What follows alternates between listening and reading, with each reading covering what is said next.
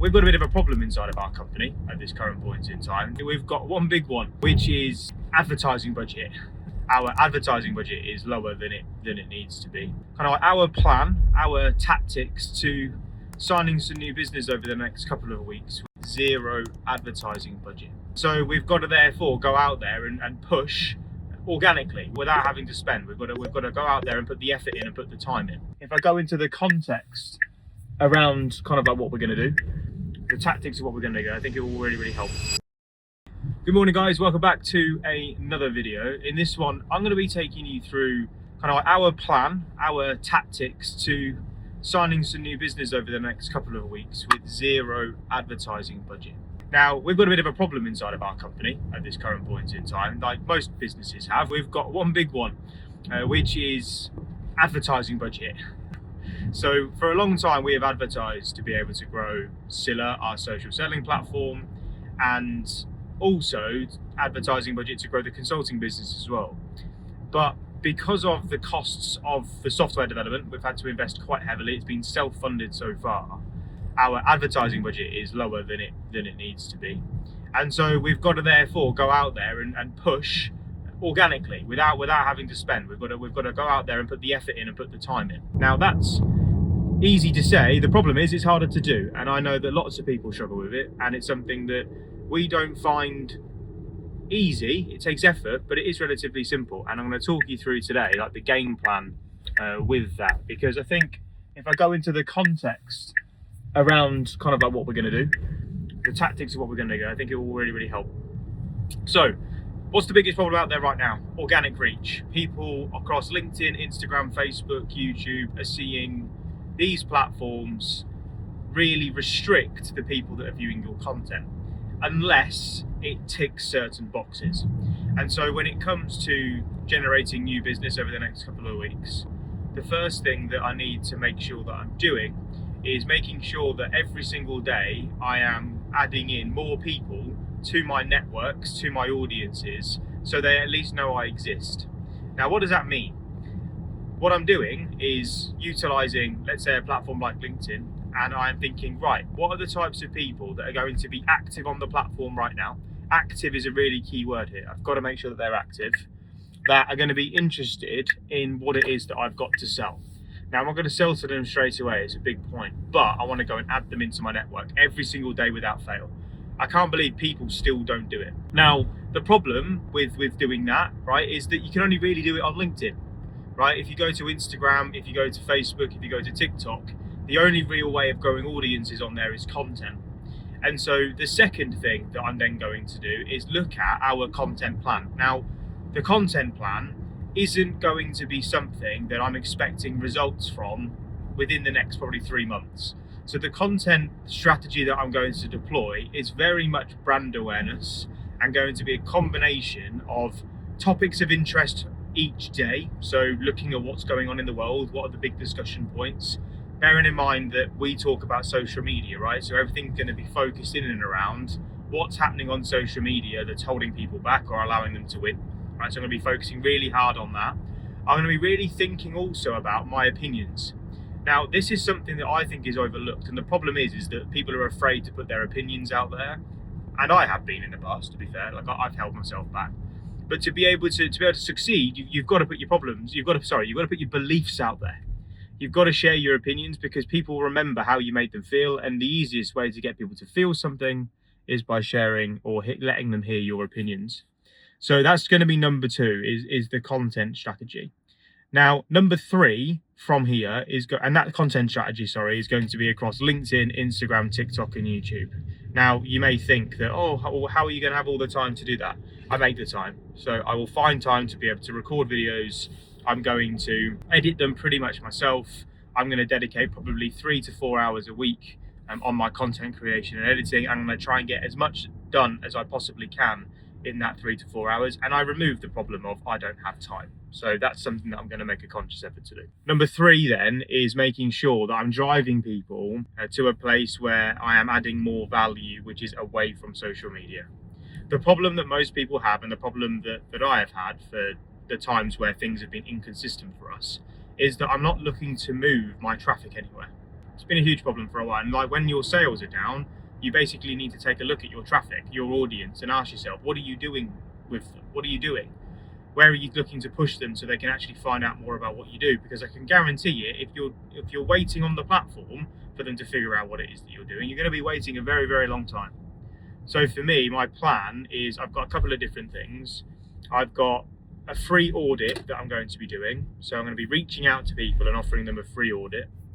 I'm also going to be reaching out and inviting them to a workshop, because workshops are what I've been using for the last 8 years. I've run over 300 of them, 400 of them, however many now, and they always generate business. So I did one last week, and I had 100 people register organically off the back of our email list, and we did, I think, about 6.5 grand in sales. So not game changing, but something.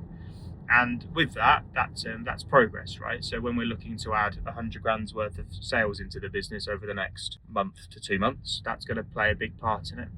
The problem that you have when it comes to this sort of stuff is choosing what campaign you're going to run. So what is it that you're going to do? And for me, every business is slightly different. For mine, webinars and workshops are probably the most lucrative thing that we can do, like the best time for money exchange that we can probably offer. And for you, it might be the audit, it might be a free call. Now, again, with it, the problem that you've got to overcome is choosing what that is. You have to choose and have to test and have to commit. And so that's what we're doing. We've kind of tested it for a little while now, and we're going to continue to test it as we go. So we're going to then be looking to promote it. We'll use our email list to promote it. We will use our social media platforms to promote it. So we'll be doing direct messaging. We'll be doing lots of different things to be able to get it out there and push it. But what we've got to make sure that we overcome is that not everyone's going to be interested. And so we've got to invite lots of people to those things. And so in August, which everyone always falls asleep in August, the problem that so many people have when it comes to sales is that they always find a reason not to sell. And so like for me, August is and has always been the best month of the year for us. And that's because we push hard when everyone else is asleep. And when I mean asleep, I mean on holiday. So August, let's just talk about August quickly. August, everyone seems to think that everyone's on holiday. They're not. Right, some people are, but the majority of people aren't. And even if they are, it's not a bad thing. That means like more people are on their phones, consuming, scrolling, and have more time than they ever have done. And although they say I'm not working, or although they say I'm not in that mindset, I haven't got the time to do that. You find yourself doing more wasting of time when you're on holiday than you do ever. And I know there's like families and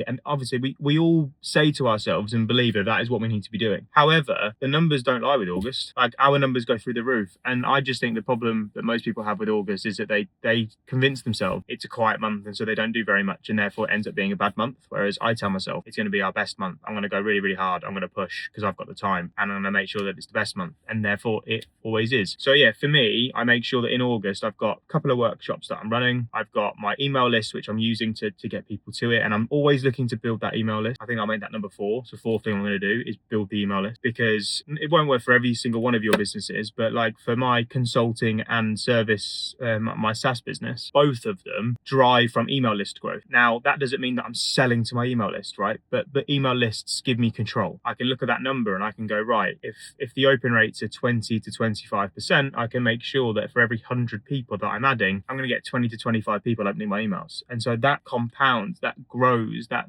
gains momentum. And so for me, growing that is a key metric. The problem is how do you do it? So like for me, I am always thinking about, right, what can I add to my marketing process? What can I add to my asset bank, so to speak? Like what lead magnets can I create? I've had the 100 content ideas and the complete guide to social selling for a long time, but I'm looking at, right, how can I now create something new? Like I've got a book that I've been wanting to release for a while. I've got a free video training that I've been looking to release for a while. I think it's now time to do that because I've got the time to focus in on it. So that for me are like the 4 parts to growth. Right, so that's what I'm going to do to grow. The 5th thing that I need to make sure that we do is keep customers, right? So the one thing that does happen at this time of the year is people look at expenditure and they look to go, oh, well, am I using what I'm doing? So obviously we are a no contracted for a large portion of the membership. Like we're like 50 to £100 a month, like membership, and cancellations happen at this time of year. And so retention is something which is probably one of the biggest problems in this type of business. It's how do you keep people engaged when you've got loads of competition? How do you make the product better? And one of the biggest problems that we've had is that we've had a new version of our platform in build for probably a year and a half, and it's now ready finally. Like so from Monday, I've been told by our tech team that Monday the switchover is going to happen. Now, if that doesn't, I've got a bit of a problem there that I need to sort out. But hopefully on Monday it happens. Fingers crossed it goes cleanly. And the difference in the old platform to the new platform is absolutely humongous. But we are going to have teething issues, right? It's going to happen. People are going to be like, oh, this is new. So, and then not watch the onboarding or the training video that showcases like the new platform. And so all of these things, bearing in mind we're only a team of 4, it's a lot of work. Or 3.5 people, and my wife's about to go on maternity leave. So like there's some real problems there that I need to sort out, and I don't have the solutions to them yet, because normally the answer is we go and spend more money. Well, when you're in this sort of business, money goes into development and then it goes into team, and development at the moment it costs a lot of money. And so whether we need to raise, whether we need to do it's a real conundrum around the direction, and I've not solved the problem yet. I'm just working through those things at this current point. But if you're in this position and you're looking at growing a consulting business or a SaaS business or anything like that, retention is your thing. Like it's so hard for people to sign a customer. But what happens is when you sign one, you put all this effort into signing a customer, and then once you've signed them, you then put more effort back into signing more customers than you do delivering a great service. And that's why my consulting has always been extraordinarily good for our business, because I don't lose many customers. And the SaaS business needs to get to that point. We have a great retention rate of about 9 months at the moment. But that means at 9 months people leave. And so I've got to take that from 9 to 12, 12 to 15, and 15 to they never ever leave. So that's a journey that you've got to go on. And that's one of the biggest problems that I've got to solve, which I've still not solved yet. So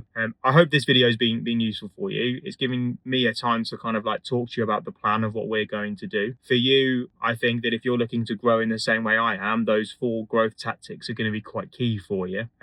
Please do let me know. I'd love to know a little bit about your business, actually. Pop it in the comment section. I'm trying to form like a bit of a community with this so I can get to know you all a bit better. There's been a few of you that have messaged me on LinkedIn after these, so like it's good to hear from you. So yeah, drop a comment down below. Let me know what it is that you do. Let me know what your plans are for August. Are you on holiday? Are you working? It's okay to take a holiday, right? It's okay to take a holiday. But I will most likely, I'm going to be doing probably one of these every maybe 1, 2 a week, 3 a week. We'll see kind of what goes on and what changes. So if you do want to kind of like follow along and hear how we go about kind of like, I'll give you all the stats and show you all the different results that we've had and what the wins have been, what the failures have been. If you're interested in that, then hit the subscribe button because you'll get those videos then showing up in your newsfeed a little bit more frequently. Have an amazing day. See you all soon. Goodbye.